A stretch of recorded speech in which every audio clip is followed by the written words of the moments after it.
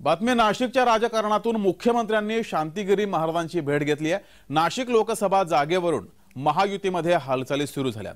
तर शांतिगिरी महाराज हे नाशिक लोकसभा मतदारसंघातून निवडणूक लढण्यासाठी इच्छुक आहेत। सध्या नाशिकमध्ये एकनाथ शिंदेंच्या शिवसेनेचे हेमंत गोडसे हे खासदार आहेत। मात्र नाशिक लोकसभा मतदारसंघावर भाजपाने देखील दावा केलाय। त्यातच आता मुख्यमंत्र्यांनी शांतिगिरी महाराजांची भेट घेतली आहे।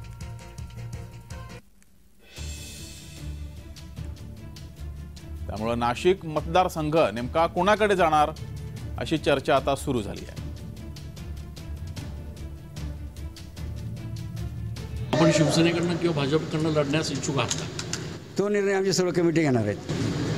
आपल्याला काही मुख्यमंत्र्यांकडून आश्वासन देण्यात आलंय की आमच्या पक्षाच्या वतीने तुम्हाला तिकीट देऊ किंवा अशा पद्धतीचं काही आणि अजून आश्वासन विषयच नाही ना, अजून आमची बैठकच पूर्ण झाली नाहीत, म्हणून तर त्यांनी पुन्हा आम्हाला बैठकीला बोलवण्यात आलेले आहेत।